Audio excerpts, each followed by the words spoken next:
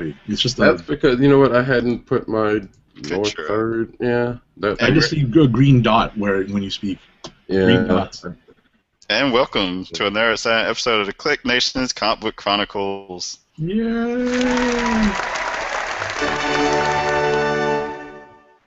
I am your host, Tim D-O-double-G. Tonight I'm joined by the man pointing at you in his avatar picture if you're watching on the video podcast stream. That's at RoddyCat on Twitter.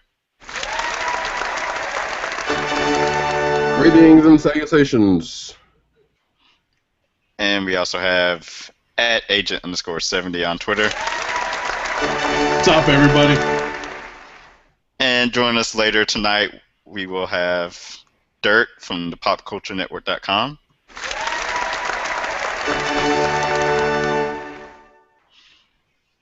And we want to encourage everyone to go to the website, thekliqnation.com, where you can find previous episodes of the Comic Book Chronicles and comic book reviews. Follow the Twitter account at thekliqnation. Like the Facebook fan page, facebook.com/thekliqnation. Follow the Google Plus page, just search for The KLIQ Nation. YouTube channel is youtube.com/thekliqnation. Make sure to subscribe to that.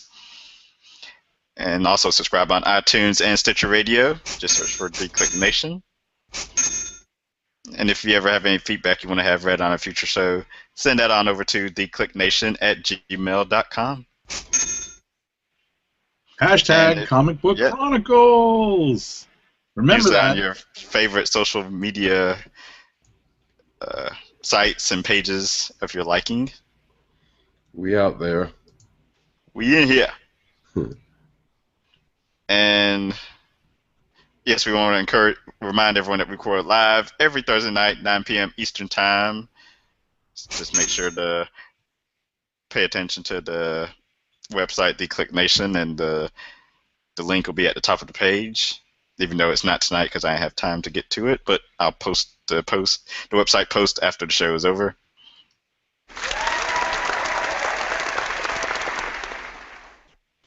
And with that, we can go on and get going to the news this week, which is mostly movie news. So let me bring that up. Okay, so I think we talked about this a little bit last week, but Marvel finally came out and gave news or some more updates on their Time Runs Out event in September, which is the culmination. Well, I don't think it's that. The beginning of the culmination of Jonathan Hickman's Avengers and New Avengers run. Right. And I think this came out like Friday after we recorded, so I'm actually pulling up the link so I can refresh my memory on what they talked about. Are they jumping ahead? Is it 5 months or 8 months? Let's see. In September, writer Jonathan Hickman jumps the cataclysmic saga he has been building for 2 years forward to the day of the final incursion. Avengers 35 and New Avengers 24, both double-sized issues, will jump 8 months into the future where the end game begins. You mean there was actually 8 months more of Hickman mumbo jumbo that would have gone on before we got to the end? But we get to skip all that. So the cover to New Avengers number 8 shows a new Cabal, which is what the evil version of the Illuminati, right? I think that's what they are. Yes. Or it could be just they're using it from the Avengers Assemble cartoon too, like the new group of bad guys. Oh yeah. But on the cover it has Thanos and one of his main lieutenant from Infinity, whose name I can't remember. Terrats from one of the other worlds. Namor. And a couple other people that I can't tell in the background. Black Swan. And I'm not sure who the other one is. Good eye. And it will be art by Mike Deodato, who's currently doing Original Sin. And for Avengers 35, it will be Jim Cheung. And on the cover of that, we see Thor with that fancy axe of his. I'm assuming that's the same axe. Bjorn. Yeah, Mjolnir. Havoc, what looks to be Falcon with Captain America's shield. Hulk, and then sort of an oldish-looking blonde-haired guy with the cane. What I'm speculating is Captain America minus his super serum. Could be. No spoiler alert for this week's issue of Cap. Haven't read that. Whoa! I just spoiled it. I actually didn't even hear what you said, so. Yeah, good thing for that bell. So I guess I'm gonna have to keep reading that. I was kind of looking for an excuse to stop reading. Well, Captain this is the culmination of this particular part of the story. So if you missed everything else and just read this, then you probably haven't missed too much. So Tom Brevoort says, in addition to setting the table for the astonishing climax of Jonathan Hickman's run, we'll also be providing a glimpse into the immediate future of our characters and what changes await them over the course of the next 8 months of publishing. And then taking a shot at DC, this isn't some maybe future. This is the real deal. What's the way in the Marvel Universe in the coming year? Shots fired. Shots fired. We don't have the shots fired sound effect, man. I really got to figure out. Exactly. Got to figure out how to do a better soundboard. It's funny. So, what do we think of that? Wait and see. I'm willing to wait and see, but I'm not happy with some of these developments that they're probably just going to roll backwards after a year. Yeah. Maybe. Oh yeah, they have to go back in time to because everything, the rest of the Marvel Universe isn't going to be 8 months in the future. That would be kind of cool, I guess. What did we say whether they were going to stay in the 8 months though? Yeah, it's kind of like what Batman did when they showed us that glimpse into the future of Batman Eternal in that issue of Batman. They showed it to us, and then we had to go back to the present and work our way up to the future. So it's curious. I'm see how it goes. It could be something good come out of it. I would hope. And in movie news, which is a little bit of that, Josh Brolin is set to play Thanos in Marvel's Guardians of the Galaxy. I'm okay with that. Yeah. I'm okay with that. Like, so I can't see who else would they. I mean, not never been good at the casting game, but I can't see who else they would have, selected. Yeah, who could have gotten it. So he will be in Guardians of the Galaxy and play some type of role. Which that is the bigger question. Behind the scenes, perhaps. Well, I mean, if you kind of piece together from that the end of Thor 2, the post roll. If you piece that together, you can kind of infer something there. So it could stand to reason that it could play into it. Probably will play into that, obviously. Oh, absolutely. So how much bigger? Right, especially if they have spoiler alert. If you saw the trailers for Guardians, the Collector's there. Right. He's there, so there's definitely going to be some role. Somewhere behind. It's probably not going to be that prominent. It's going to be more behind the scenes than not. That's just my opinion.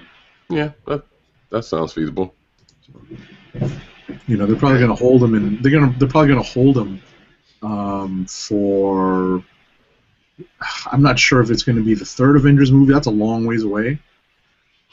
They're probably going to have to, though. Yeah, I mean, I guess. You're like, I guess.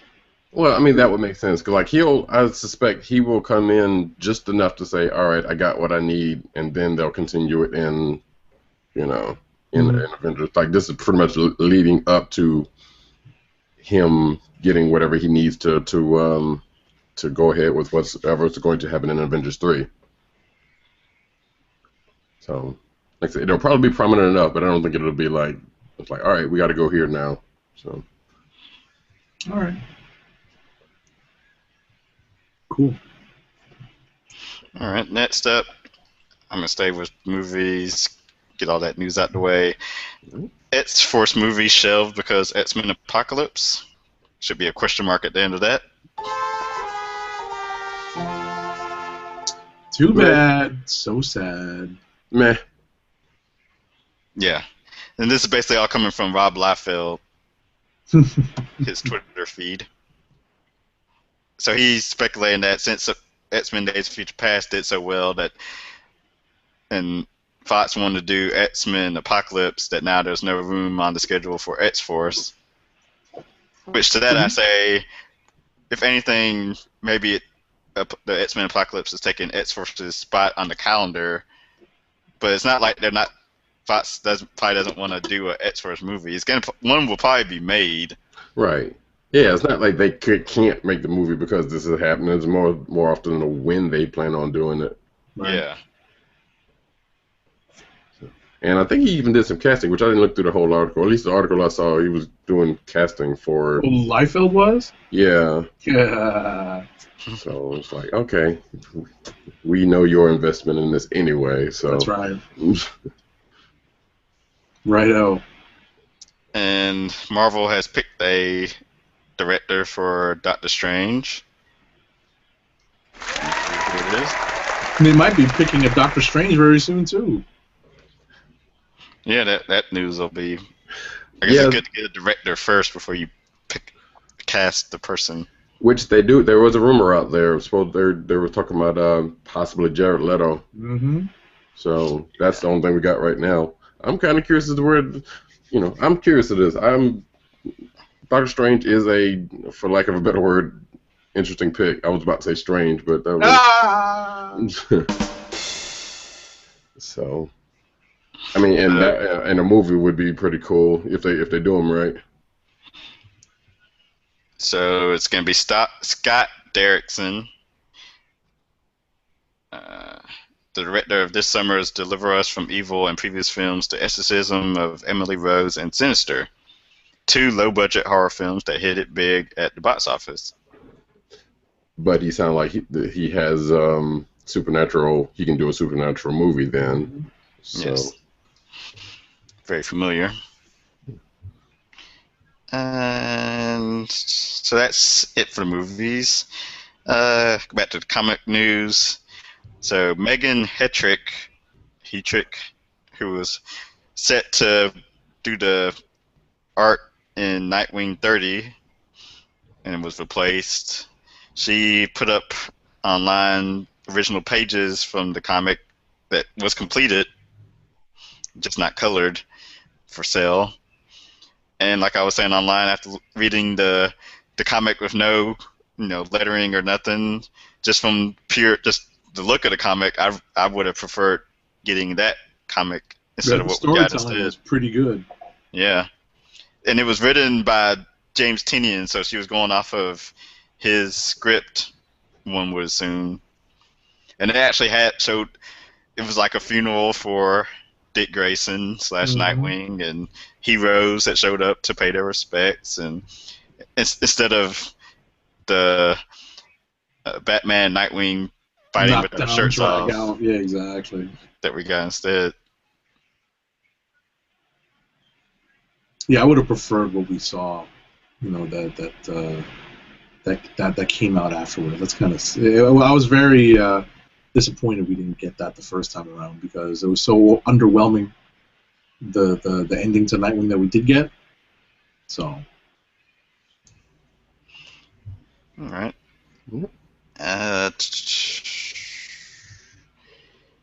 Compare the wealth of comic book characters with this infographic.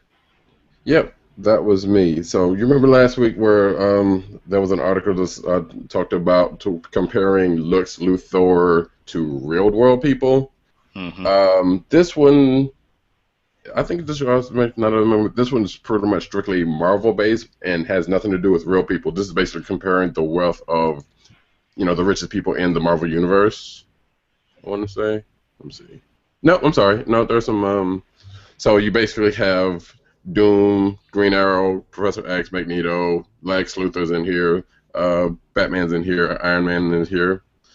But the top person, with an estimated value of $500 billion, is the former king of Wakanda, the Black Panther, T'Challa.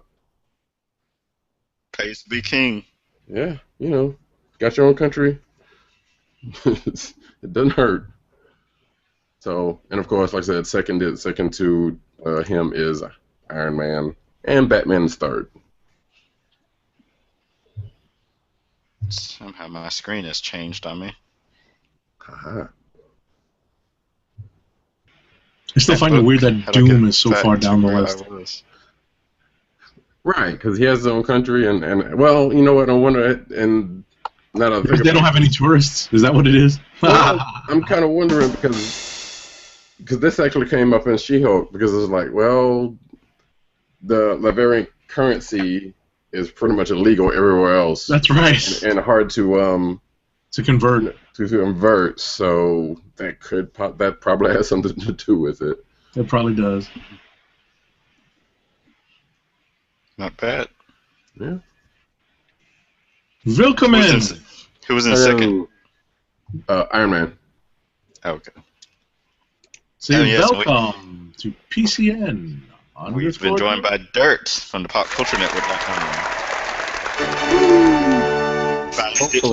Hopefully I'm joining. Is this thing on? Hello? Yep, we got you. We hear you. It's weird because I've got nothing. I was going to say, I've got nothing on my screen.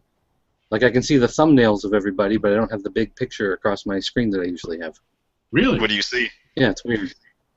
Just nothing. Do you see yourself? Just a big blank spot. I can see the little thumbnails down at the bottom. I can see me. I can see Tim. I can see a black square for Roddy Cat. I can see Agent 70. Can I? Nothing happening. Huh. Weird. No dice. Weird. Eh. You don't want to look at us anyway. Yeah, I was saying maybe it's better this way. I was just looking at a new TV spot for the Teenage Mutant Ninja Turtles movie. Comes out in August, people. I'll give the movie a shot. Like so far, I don't hate it as much as I've hated every Transformers movie. Like from what I've seen of it, it doesn't look as terrible. So we'll give it a shot. So that last Transformers trailer has me rather curious. They actually showed more in this TV spot just now. Oh, really? Did you guys watch Days of Future Past yet? No. Anybody? Nope. Me neither. I just don't go to the theater that much. Well, because I recall that. That's why when you were mentioning Turtles, it made me remember that you're not a fan of going to the theater that often. So if you're gonna go for Turtles, that's pretty cool. Although I did pick up RoboCop today. Nice. And I got the Target version because the version from Target comes with a code that you can input and download a exclusive digital comic from Boom Studios. Oh, that's cool. Nice. All right, so what I miss? Anything? We're about to finish the news. Last news story is the new creative team for Moon Knight was revealed. Ooh. Because, of course, Warren Ellis was just a hired gun to come on and launch the series and then leave. When does it start? Oh, as of number 7. Okay. Yeah. Yeah, 7. As William Bruce West, friend of the show, pointed out to me, his 6 issues fit nicely into a first trade. Mm-hmm. Yeah. Coincidence. Because I was saying, like, what was the point of even launching Moon Knight if he wasn't going to stay on the book? And, of course, Will pointed out how Marvel likes to bring in, big names to launch series to get them off the ground. Yeah. Which they've done a lot with artists, but this is the first time I can remember doing it with a writer, with all the new launches. Well, but it's going to be Brian Wood on writing duties, and artist Greg Smallwood. Yeah, maybe I'm a little. I guess I'm just unfamiliar with Smallwood's work, so I'm looking. I haven't had time to really look into what his style is like, but I've never heard of him. Yeah. Let's see. The article does it say where he comes from? So Jordi Belair is going to stay on as colorist, and Declan Shelby is going to stay doing the covers. All right. Yeah, I was going to ditch Moon Knight anyway, so... It's a weird read. It's a weird... This week was very weird. Yeah, I heard the one this week was good. It was good, just weird. I may flip through it. We'll see. Dream Thief. That is what. Yeah, that's what he did. Yeah. There's so many movie or so many comments with Dream and Thief in the name. I get them all confused. Yeah, Dream Thief was good though. I really like that series. They got a second one coming out too, so maybe I'll look into this one. Yeah, and Wood was doing his thing on adjectives with X-Men, so I'm stay on top of this one. And of course his Star Wars run, but which I still have yet to read, but.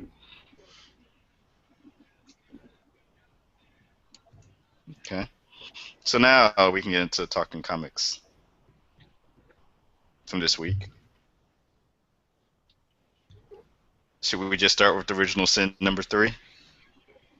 Go for it. Sure. Well, I don't know. Did anybody read it? You can find a review on thekliqnation.com and popculturenetwork.com. But so. Like I've been saying, I've been quoting Jim Ross says, business picks up this issue. About time. Yeah, we've been doing a lot. We've been dealing with characters no one's heard of before, as far as the villains go, with the Orb and Dr. Midas and Exterminatrix, who appeared in Young Avengers, and I didn't even realize that was the same person. I was about to say you should have remembered her from that one, but. There were so many people in that book, and yeah, that's true. Yeah, seriously. At least when she showed up, they had like every teenage hero showing up near the end of that. But so Original Sin, we got to spend time with each individual investigative group, being led around by the mysterious boss, and the secrets from one of the Watcher's eyes leaked out. And affected just the heroes who were in the vicinity, which will lead to stories being told in various spin-off books. And what else did we have? So we know semi-spoilers. Won't say what the big stuff that happens, but we'll say that the Watcher's killer, used a gun, and he's a good shot because he or she impresses even the Punisher. Right. We saw. Okay, question for you guys. So we were talking about the Guardians of the Galaxy trailer earlier, or I think Roddy Cat brought it up. You know, in the trailer, the second trailer that came out, that there's like a floating planet that looks like a head. Yes. Yeah. Is that the same thing we saw in this issue? No, I think that's probably Ego, the Living Planet. Right. And in this issue, they make reference to, it's just like Ego, the Living Planet. Oh. What was the, wasn't there some Celestial that was killed out in space? Like Nova went there, and there was like a Russian dog that was talking. Yes, in Guardians and in Nova. That was like what was it, Neverwhere or something like that? Or yeah, is that what could be in the Guardians movie? Possibly, yes. That actually makes a lot of sense because that was a big part of the Abnett landing.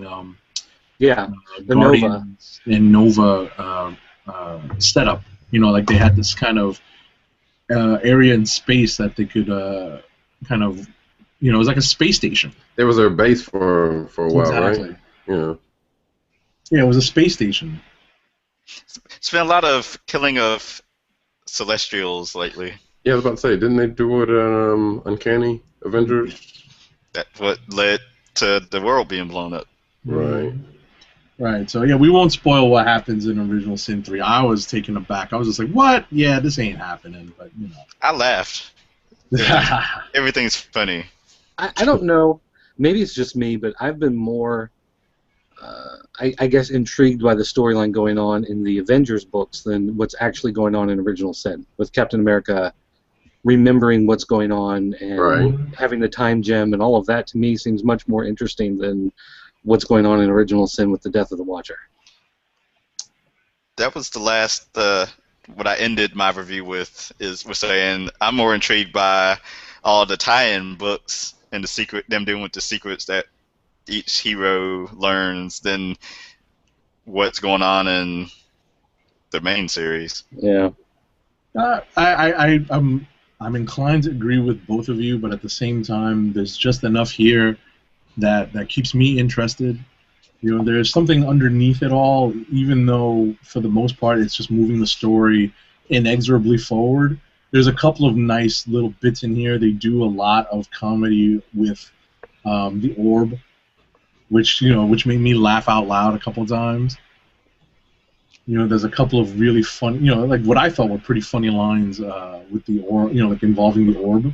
So, it's interesting. It's good. It's not great. Like you said, like both of you said, I think the tie-ins right now are much more engrossing and interesting. So, it's it's a tough read on its own. Let's put it that way.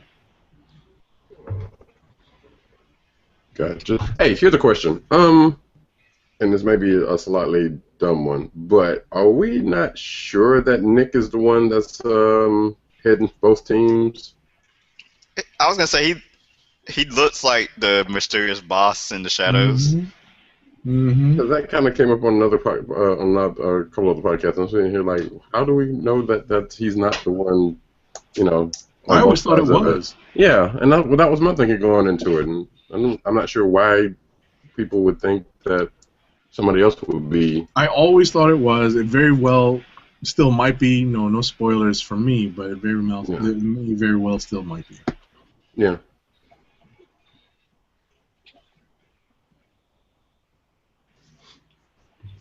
Okay. Cool. Anything else to share for Original Sin?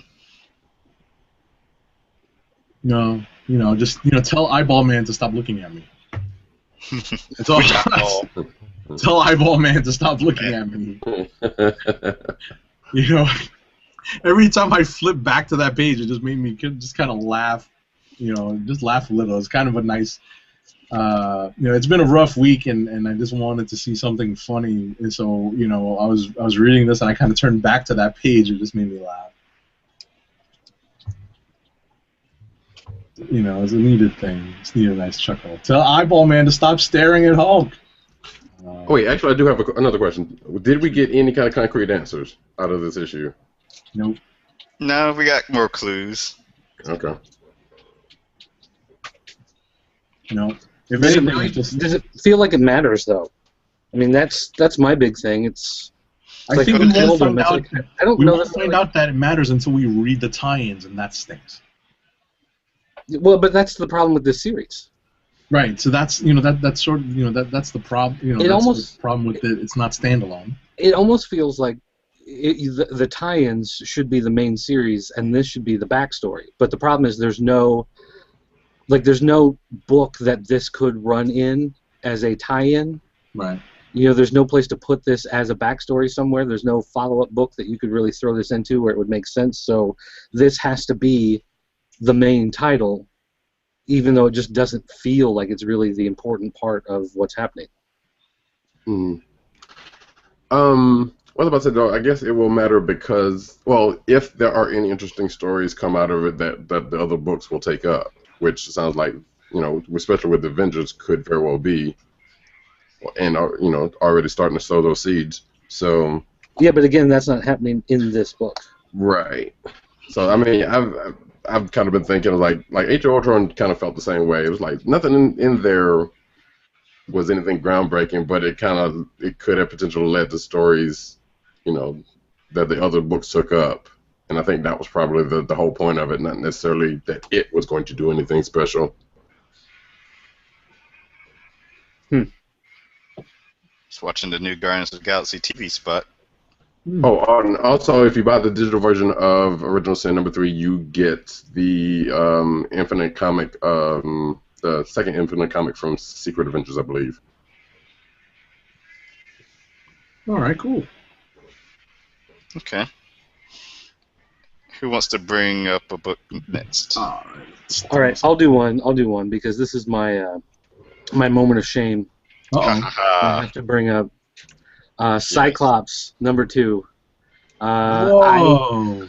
I actually sat down this week and I was like, well, okay, Cyclops 2 is coming out, so I'll read Cyclops 1 and Cyclops 2 because it's only 2 issues and see what's going on. And the problem is that this was really entertaining and a lot of fun. It makes Cyclops a likable character again. Oh no! It makes the Starjammers actually feel like pirates, where you kind of like them, but they really are dirtbags when you get down to it. And his dad, he keeps saying like, I don't know how to be a dad, I don't know how to deal with having a kid, and blah blah blah and so forth and so on. And then you find out that he's got really much deeper problems than you knew about. After the first issue, getting into the second issue, like there's really a lot more going on with him that you should be concerned about. So I really found myself intrigued by the storyline and the characters, and I'm really, wondering how they're going to try to redeem him, try to redeem the Starjammers, and redeem this situation that he's kind of fallen into. And I'm just kind of wondering, Scott, because he's the young, idyllic version of himself, he's the one who still sees a lot of promise and hope in the future and whatever. To me, that because there's that version of him and not the version that's currently running around with the big X on his head, I really like him, and I really like having that version of the character again, and I just enjoyed the book. I just couldn't, like, I got done reading the second issue, and I'm like, oh no, I'm in trouble, because this is actually a lot of fun. So, and it's pretty much continuity free. I mean, you get the gist of there's a Cyclops from the past is in the present. And this guy in space is a pirate, and his dad, and that's really all you need to know. I'm trying to think, did they even mention him being dead but not anymore? Yeah, I think they kind of say something about that. Like, yeah. They catch you up to speed on Dad, and it's like, here you go. They're off in space together. Father-son trip. So I really enjoyed this more than I thought I would. And I have to say, Agent 70, I think he made the first issue his click of the week. The week the first issue came out, and I questioned it, and perhaps I was too harsh. Yeah, I shouldn't have done that. So. Judgmental. Let's let it go. This is a comic book novel. Let's let it go. I might have made it my click of the week too. For issue 1. It was a good first issue. I haven't gotten around to the second issue. I kind of wish the rest of the Starjammers were around though. I know they're going to make appearances later, but. So yeah, I'm going to say, even if you don't have any interest really in the character, or even if you haven't really read, any X books deep since the original X Factor launched, I mean, you know all you need to know if you've seen one or two of the cartoons. You really don't have to be a student of the history of the last 15 years of X-Men like all the other books are. And I think that's probably one reason why I really enjoyed it so much more. Interesting. Now here's a question.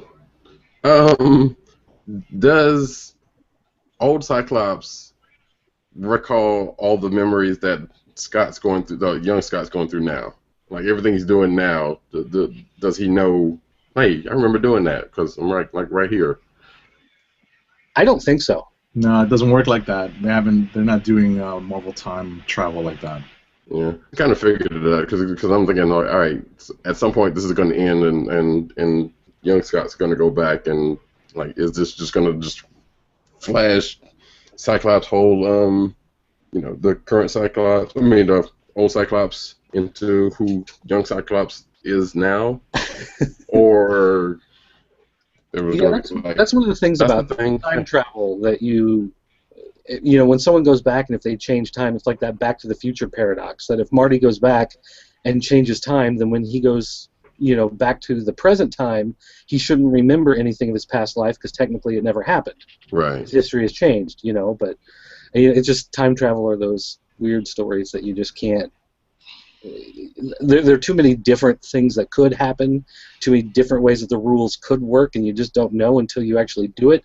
And thus far, as we can show by having no demonstrable proof that no one has done time travel yet, so there's no way of knowing exactly how it works. Right, and they could just chalk this up as like, he was, because I think they even mentioned it, like, they plucked him from an alternate timeline that just happened to match up.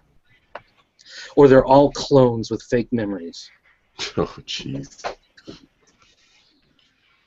Stay on this Marvel. Oh, one last thing for Cyclops. If for anything, read it for the lovely art of Russell Dotterman. Okay. Because he is awesome. Well, the story's not too bad either. Yeah, story's not bad either. But I'm always about some art. Yeah, but you still like Brett Booth. I can't figure it out. I'm starting to see the faults that people have with him now. Don't let him sway you. Don't let him sway you. Y'all sullied me, or trying to. I still got to read last week's Flash. More Marvel, because that's all I read this week. Loki, Agent of Asgard, number 5. Still liking this, are we? Oh, yes, we are. Yes, it's interesting. I missed a couple of the more recent. I think I missed the last issue, but I picked this issue up and read it and didn't feel like I missed too much. It's still witty. It's still snappy. It's it seems like Al Ewing is having a lot of fun writing this. It's just like with Cyclops, the writing and art are both perfect for this series. So much so that, like, even if someone came in and did like a guest art, to spell Lee Garbutt, I think his name is. Mm-hmm. I don't know if I'd enjoy it as much. Hmm. I don't know. They just seem like the perfect match on this book. I guess I need to pay attention to who the colorist is too on it. The whole team is just great, and I like the stuff with Sigurd and this sort of like Ocean's 12 type team Loki put together. It's a fun book. Yeah, it is. I agree. Light on continuity. Yeah. I guess you have to know who some of the existing characters are there. That's the only problem. Right, and I think there is a caveat in there. There's a note that says the events in this book take place before the current events in the Thor book. Yes. So you do have to understand, you have to have a little bit of sense of continuity, but not much of one.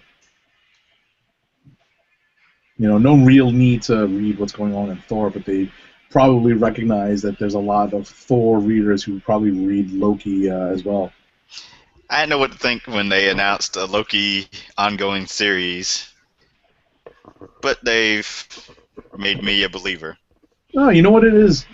Some writers just have more fun writing the clearly, characters. Yeah, exactly. No, not even peripheral, but just clearly not an evil guy, but just not the saint that they try to portray a lot of the heroes as. He's he's not even an anti-hero. Like, remember when anti-heroes were big in the 90s? He's just Loki. He's an interesting character with a lot of sides to him, and I think it definitely brings out a lot of it gets the creative juices flowing, I think, for a lot of creators. Kieron Gillen, now Al Ewing.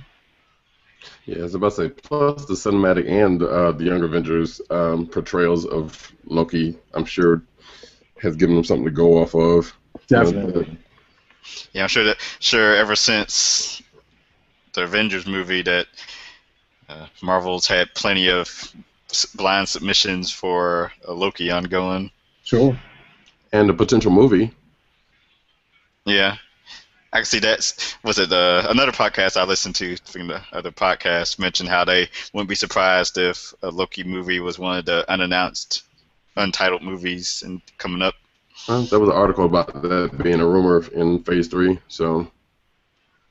That would be interesting to see if Loki could carry a movie on his own. You would definitely have to have, the Asgard characters all pop up, and Thor included.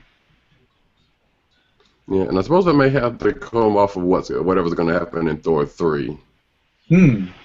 Or maybe even in the Guardians movies, too. In the Guardians movie, because, they've established Asgard as kind of being in space and kind of being amongst the aliens, so you never know. I think you're forgetting that this is Disney Marvel, so if Loki gets a movie, it'll actually co-star Phineas and Ferb. Oh! No, that's if it was a cartoon on Disney XD. No, you don't think they'd do a CG platypus? Live action Phineas and Ferb? Oh, you guys just lost me. Starring someone from Glee and someone from some other movie that won an Academy Award no one's ever heard of. I guess, do we even want to talk about I know we talked about it a little bit last week about the whole Fantastic Four fiasco. Right. Do we want to touch on that again, since a lot of stuff happened after we recorded last week? What happened since we recorded? Refresh my memory. Did we talk about the document that Blee and Cole had about don't use these characters? Oh, right. And there's been more articles saying, kind of alluding to the fact that they don't want artists to, no artist submissions for anything, and there's a couple other things I can't remember, because that was a few days ago. No kidding. I don't know. I still think that's. I think there's a lot of half truths and half lies. Somewhere in the middle is the truth. The document they had was not for Marvel Comics artists per se. It was for the licensors. So it's basically artists who were doing stuff for trading cards or bed sheets or posters or stickers or coloring books or that kind of stuff, and they weren't supposed to use Doctor Doom or Fantastic Four or any of those characters that are core to that book. But then Marvel did announce that they're doing a Fantastic Four special that is going to be set as jokingly the 100th anniversary issue. So set 25 years in the future, the 100th anniversary of Marvel Comics, what would the Fantastic Four be like? Yeah, a couple of comments are getting those. I saw someone today using that as an excuse, saying see, Marvel, another new Fantastic Four series is launching, but y'all said Marvel's canceling all their Fantastic Four books. Yeah, but that's not a series, that's a special. Yeah, I know. And I almost wanted to reply, and I was just like, nope. Not kidding. It gets to a point where you're just like, I gotta let that go. Those people can have the world to themselves. I don't need that. This guy, he spent not all weekend, but he spent a chunk of Saturday ranting on how Blee and Cole is nothing but lies, and he's one of those guys that I guess Blee and Cole had some rumor about the movie maybe a couple months ago or last year, the Fantastic Four movie, that was wrong. So now he doesn't believe anything that they say about anything. It's a rumor website. Well, yeah, it is. Yeah, I don't believe everything I read on there either. All the time. Well, it's like they're on the money a lot on the comic book side of stuff more than the movies. Right. Although, to be fair, a lot of times when you're dealing with stuff like movies and TV shows and even comics, the stuff is pretty fluid. So they may report on something which, 9 months later when a movie comes out, it turns out to be something different. That doesn't mean that 9 months beforehand that wasn't what they were thinking and what they were planning on doing. Plans change over the course of production of these things, and when you start out with a script and what you end up with on the screen or in the actual printed comic could be completely different. So they may report on something, they may not be technically wrong. It just means that at some point editorial may have changed their mind, and that happens all the time. Yeah. Good point. But yeah, he and this other guy, he likes to say how people don't read the comics. But then I don't even think he's reading any current books. He deals mostly in a bunch of the older stuff. So, but anyway, off topic. Yeah. So that's our thoughts on Fantastic Four. I guess we didn't really say what our thoughts were, but we at least touched on the subject of what's going on with the Fantastic Four. I feel like it'll come back up. Yeah, and more than likely, them breaking the news on what could possibly be happening probably is changing stuff anyway. So, just like Dirk brought up. Yeah, I kind of feel bad that the book's getting put in a bad place, though. It seems like James Robinson has like long-term stuff in mind. Yeah. But well, the book's, I don't think the book is doing all that well either. So. No. Fantastic Four. It's hard to, unless they grab you right away, and unless we were talking about this last week, and unless it feels like there's a bigger payoff somewhere down the road, it's hard to get into, and I'm having trouble right now with some of the things that are happening in Robinson's story. So, I will say it doesn't feel very FF-y. We'll put it that way. I will say I'm enjoying his All New Invaders. Yeah. That's pretty good. It's pretty good. Even though I think he doesn't write a good Cap to me. His voice for Cap doesn't sound like Cap. Sound right? Yeah, it doesn't sound right to me. All right, back to comics. Yes. Well, we were on comics. Who wants to bring it up in their book? Here, let's get off Marvel for a second. All right. Just about to say that. Big Trouble in Little China, #1. Nice. Because when the thunder's rolling and the rain's coming down, the sheets as thick as lead, sometimes you got to go for something a little different.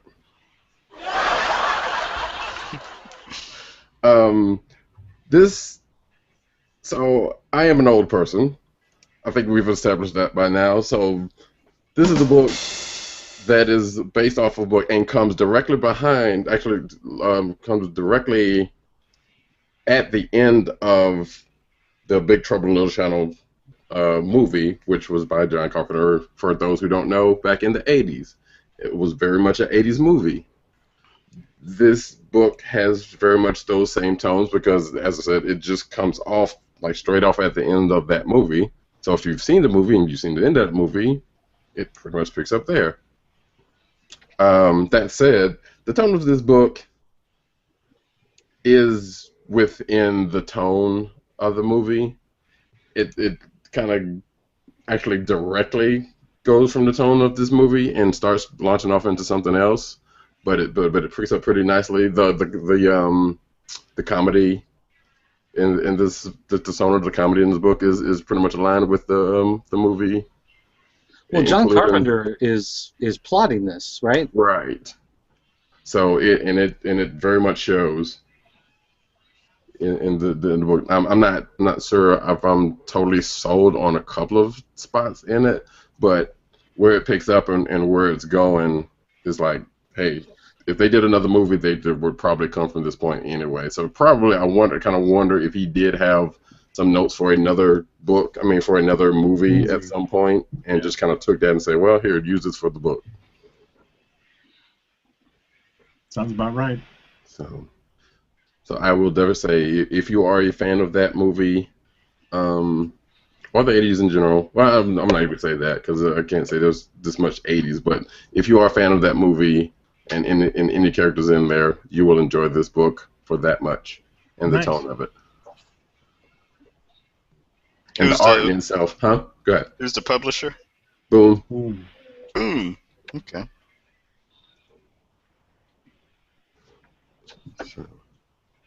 There was something else I was going to say about books, but I can't even remember now. Great. What did I do? Does the artwork, or the likenesses, there we go, for the characters? So, yes, to a point. I mean, if you see Jack Burton's face, like the cover is not necessarily, the cover is not necessarily indicative of the art as much, but it's not that far off. Like you see, it's Jack Burton's face is pretty much. I wish I had had saved that shot that I had intended to use, but it's within. It's within the realm of it. Like Jack's face is a little bit bigger, a little bit chunkier, but cartoonishly so. So it's not outside of the realm of how he would look, And the art inside is. I'm trying to figure out because I've been thinking about this. How to explain this when and or if I do the review. But I would hope that I will have those words when I come to it. But let's just say it is not outside the realm of what you would expect. Okay. Who else wants to bring one up? I'll bring up one here. Nailbiter #2.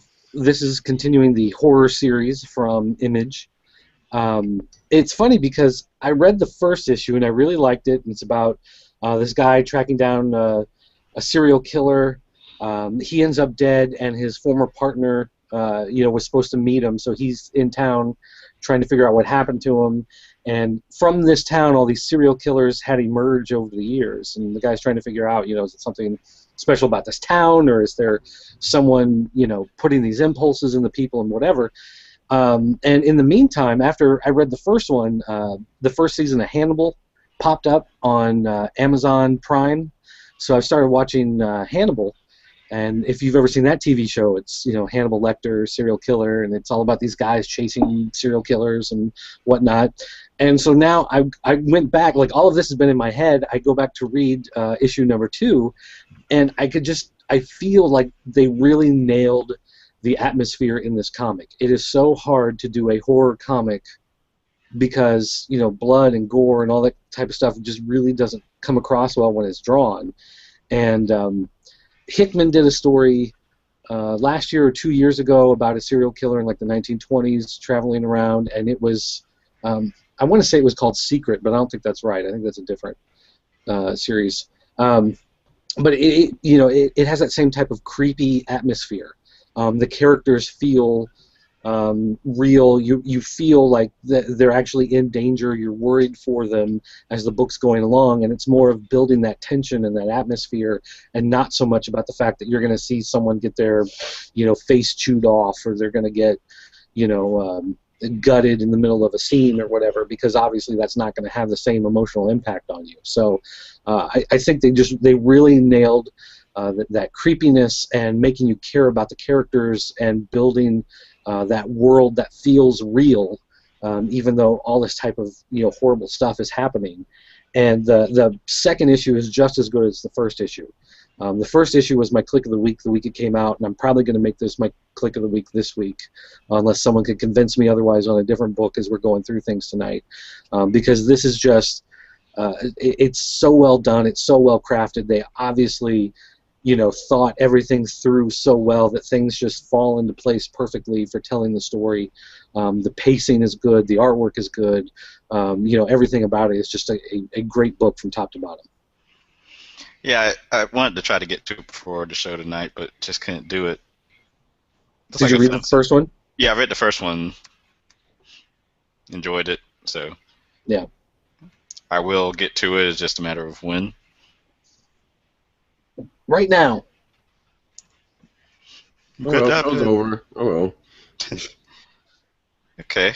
Let me see if I can find another one.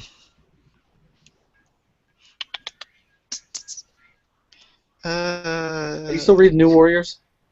I am, but I haven't got to this week's yet. I'm going to keep reading it till they cancel it, put it that way. Which will probably be soon. I started on that book. But you didn't finish it? Well, I hadn't, I think, let's see, I didn't read 4. So. Did you read New Warriors, Doug? No, not this one, because like I said, I hadn't read 4 yet, so.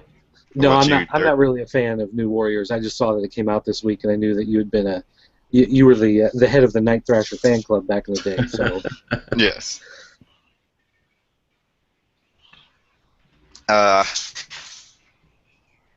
Amazing X-Men number 8 I'm gonna bring up.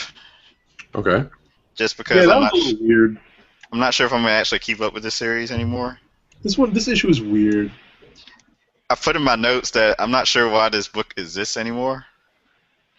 Because, Jason Aaron was doing it, and it's supposed to be sort of like the sister book to Wolverine and X-Men, as far as, it's the story, the adventures of the teachers at the Jean Grey School of Higher Learning. So just them being superheroes, which I guess it still is. It's still dealing with the adults on campus.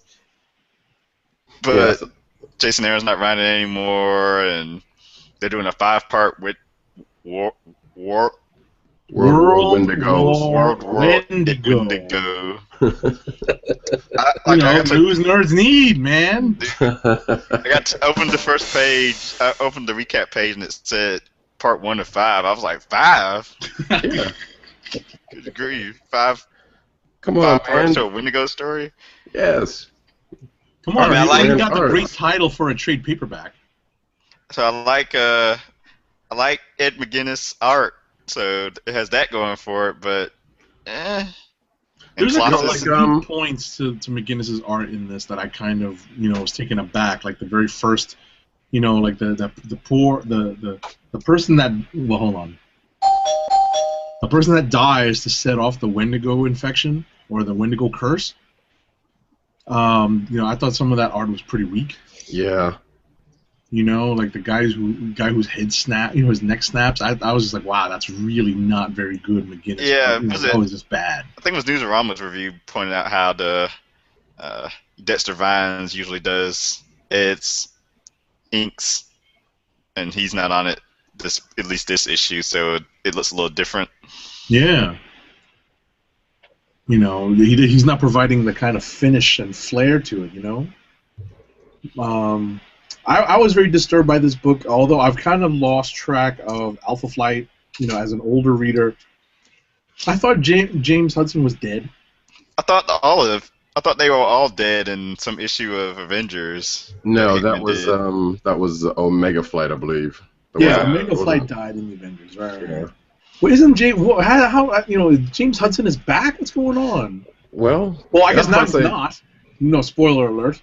Well, we don't know what actually happened to him because all we know is he was in there for a second and then, Right, and now Vindicator may not be. And I'm like, come on, what's going on here, people? So, well, Heather's still around, so. Well, maybe. Did you read this? Yeah. Oh, yeah. Oh, okay. Maybe she's around. Well, yeah. I guess there was that, but I think that she's definitely still around on that one because even in that one, you can kind of. I don't think that whatever we saw last of her would not have happened if she was dead. Let's say. Okay. So. Still, you guys don't sound like you really sold on the issue though as a whole. No. Actually, I mean, I kind of enjoyed the issue. Like I said, I can't say that I would give up the book for it because I kind of want to see where it's going. And the beginning of the plot was like, hey, they kind of lifted that from somewhere. Seems like, but all right. But, I've got a note. What's that? I've got another issue with this book and a couple of other X books now. It's the rant away. Yes, it's gonna be a quick rant. It's the shadow of Wolverine hanging over these books. I'm kind of tired of him now. Since I know he's gonna die, and all these books are like so. Cause he doesn't have his healing factor. Oh my god, he can't step out of the house. Every comic, Wolverine, the X-Men, Wolverine, Amazing X-Men now. I think the Amazing X-Men Annual had something about that too today. I'm only gonna read that for Salvador Larroca's art whenever I get to it. But yeah, so those 3 books, they're all dealing with Wolverine. Of course, Wolverine is one of the solo books I just mentioned. But yeah, Wolverine, Amazing X-Men, Wolverine, X-Men, they're all dealing with. They have like the shadow of Wolverine just hovering over the books. It's like, oh, we got look after him extra careful because he could die. He could get hurt. He's not invulnerable anymore. Yeah, actually, that was part of this book that I kind of enjoyed when Storm was looking for him, and I mean, yeah, they made it. Well, that part was good. I kind of like that. You know, the part where she's like kind of overreacting, or maybe even just being protective. Yeah, and chastising Bobby for being Bobby, basically. So right, but at the same time, I'm like, wait, they're writing Bobby Drake like this again? What? Yeah. So yeah, that's my problem with some of these X books right now, which is a shame. I guess like I'm listening to you, say that like everybody's freaking out that he doesn't have his healing factor, and it almost sounds like no other character in the history of comics has ever survived without a healing factor. So therefore, a healing factor is a must in order to live. As if you couldn't just say to Wolverine, "Well, hey, you were like one of 6 people on the planet that we know of that have this healing factor. So, now that you've lost it, you're just like everybody else."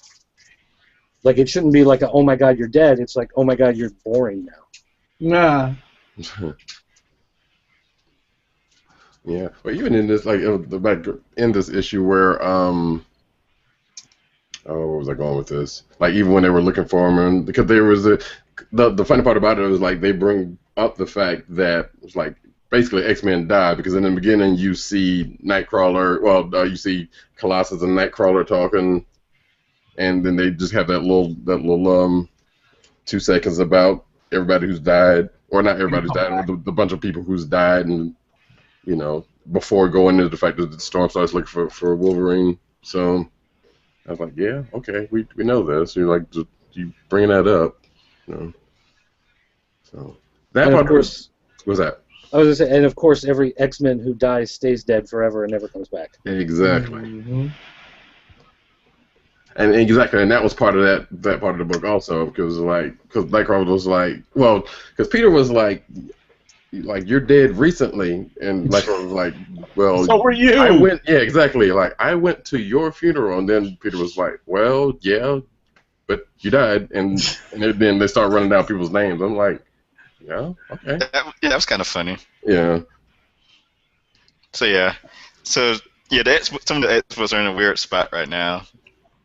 I would argue that they've been in a weird spot for a while. But then I can name like 3 other X-Men books I'm enjoying, like All New X-Men, All New X-Factor, which came out this week, Cyclops. I'm probably not going to... I want to keep reading Nightcrawler for Todd Knott's art, but I don't know if I can deal with Chris Claremont.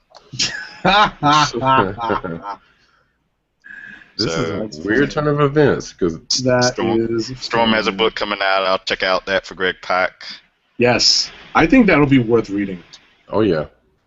Greg Pak has a passion for a lot of these characters and for good storytelling, and I think, if he can strike the right chord and get the right artist to stay on this book, I think that's going to be a good book to pick up and follow. I'm trying to think about forgetting one. The X-Men.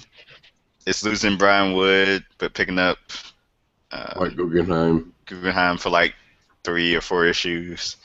I wonder who'll be announced to take over after that, though. So yeah, and of course Wolverine dies this fall. So yeah, meh. They're probably just, you know what it is. A lot of the X-Books are probably in a holding pattern until that happens. And then the ramifications are all, and the fallout's all going to come, that's another issue. To the books. Another issue, I know we've been talking about X-Men books for a minute now, but so in Wolverine, he's already left the school, so we're waiting for the other books to catch up to the moment when he does leave as headmaster of the school.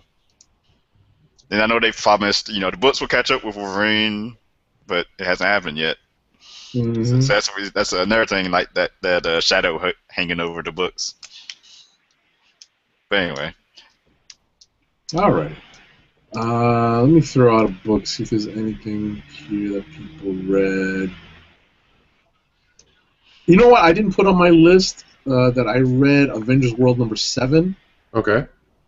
I see that is on Roddy's list. There were a couple of interesting things going on in this book.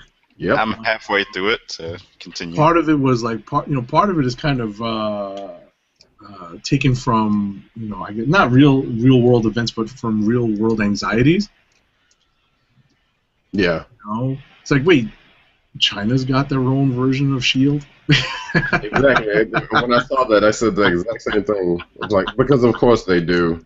And they actually, not just China Shield on them, really.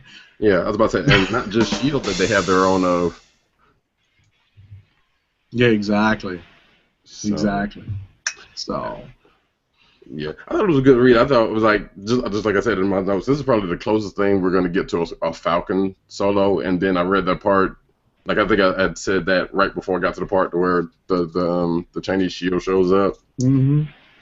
So I was like, all right. Well, that's I hate to say this. This is probably because of the way they're telling the story. Do you guys remember Avengers Spotlight? Yes. Right. Mm-hmm. And all these like kind of like spotlight books that Marvel did for some of the secondary and tertiary and even and that's why I figured even lower characters, right? And what's cool about this is that their strategy is to tell an overarching Avengers story, but still focus on some of the tertiary characters, and give them some space to shine where people reading the main Avengers book are still looking for Cap, Iron Man, and Thor to take the center stage. So, I like that this book does that. I like that this book is that's sort of the mission for this book, and still tell a good Avenger story. So, I like this book. It's not strong enough for me to make it Click of the Week, but I did enjoy reading this book this week. Yeah, I'd go along with that. So. Anyone read any DC stuff? Actually, I haven't had time. Same. We had a massive rainstorm this week on, I guess it was Tuesday night, and my basement flooded. And I was downstairs carrying buckets of water out of the basement, pouring them out the side door of the house. No good. For an hour, in the middle of the night. So my schedule's been thrown off, so I didn't have a chance to read very much this week. No good. Hope everything's all right, Dirt. Yeah, well, my basement now smells like old sneaker. Oh, that's no good. You're going to have to get, whatchamacallit, either a contractor or some, whatchamacallit, like you got to do like the water. Yeah, well, actually, I'll make a long story short, but we actually discovered that the former owners of the house put a wall in the basement, and they actually just carved out part of the cinder block wall down in the basement. They just chiseled out a big chunk in order to put this base of the wall in, and they didn't seal it back up. So we basically just have this hole where water has been trickling in. Oh, man. Yikes. So, fun times. Yikes. Yeah. But it kind of makes it hard to read comics.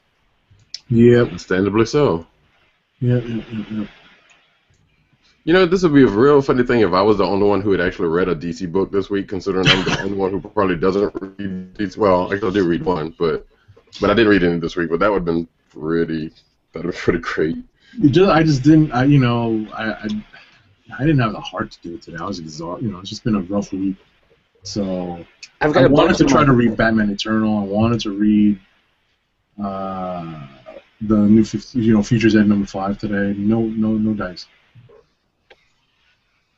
Supposed to storm this weekend, so maybe I'll stay in and get some reading done. Sorry, Dirt, I interrupted. You were saying? Actually, I was going to say the one book that I can briefly talk about here is Tiny Titans: Return to the Treehouse. Nice. Yes. And I can say it was good enough that my son won't give it to me for me to read. Nice. That I'm going to have to read the review copy on my tablet because the paper copy he refuses to give up. So that must be a quality sign of that book. Yeah. That's a good thing. Yeah, I loved what I read of the 1-2 issues of the last run, so I might actually have to pick this up. That's a good thing. Should we just do Clicks of the Week now? Yeah. Sure. And on this note. Let's do it. It's between two books for me. Which one I enjoyed the most? I'm going to keep giving some love to Cyclops #2. Nice. You're gonna have to get to read that this week. Between that and Loki. Yeah, I was about to say you just spoiled mine. And Dirt said his was. I'm gonna go with Nailbiter #2. Nice. Another #2. Right. It's good when the #2s remain as good as the #1s. You know, you don't have that Maintaining some consistency. Yeah. Yeah, you don't have that drop off. Nice. Nice. Well, and as I just said, my click of the week this week is Loki Agent of Asgard #5. You know, just enjoyed reading this. It's a hoot. You know, it's an old school way of putting it, but it's definitely a hoot. Gotcha. Well, I'm going to go with, as much as I liked Big Trouble in Little China, and just like I said earlier, if you do like the 80s and specifically that that movie, go pick that up. But I'm going to go with Iron Fist: The Living Weapon #3. Nice. We didn't even talk about that. Yeah. I saw it on your list. Like even when I saw that There's some cover, stuff going on in this book, man. Yeah, like I love that cover from when I saw it, and I wasn't sure, I didn't want to say anything until I knew that was actually going to be the official one. But I love that cover, and going from there, because that cover pretty much, the art on the inside is indicative of the cover. I mean, it's Carl Andrews. Right? Yeah, because he's on both, and just like you said, there's stuff going on in this book. Like we get a little bit more backstory into like we start off with Danny's getting training when he first gets into Cologne. Yeah. And it just goes from there. Like Danny's, just like I said when the book first started, Danny's in a spot right now. Oh, definitely. And you see some stuff happening to the Thunder. I was like, oh, snap! Right. Spoiler alert! Right?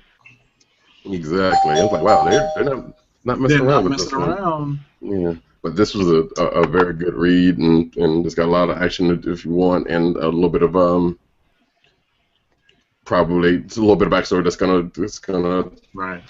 come back. I wasn't happy with how the book ended.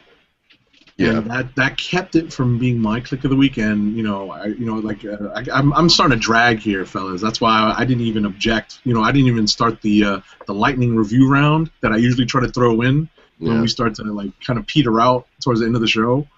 And I wanted to mention Iron Fist, and that was my one criticism is that I was not happy with how the book ended, but there's still enough there for me to want to pick up the next issue and see what happens. Indeed. And Eclectic, I'm shouting you out. I don't know what you have, what problem you have with Kari Andrews' art. This is pretty good. Alrighty. So yes, we've all had long weeks, so yep. Abbreviated episode tonight. Only slightly. We do want to thank everyone for tuning in to us live, if you did, or listening to the podcast version. I encourage you to go to KLIQ.com again. Follow us on our individual Twitter accounts. I'm at TimDOGG98 and at TheClickNation. Dirt is at PCN_Dirt. RowdyCat is at RowdyCat and at NewsNerdsNeed. Agent 70 is at Agent_70. And hey, if you're going to be at HeroesCon in a couple of weeks, I think Tim's going to be there. I'm going to be there. Come say hey, even though you probably don't know who the hell we are. Hey, Special Edition NYC. Anyone going to meet NYC for Special Edition at Jacob Javits? Look for me. When is that? June 14th and 15th. Oh, so that's next weekend. Yeah, man. Cool. So yeah, so you'll be at a convention next weekend, and Roddy Cat and I will be at another one. Weekend after, right? Yep. There you go. Good times. We'll report back with everything we see. That's right. Here. And bye. I was standing in line earlier today. I was looking at the guest list for HeroesCon, and I was just like, oh, I'm going to spend so much money. Prioritize. Yep. Mm-hmm.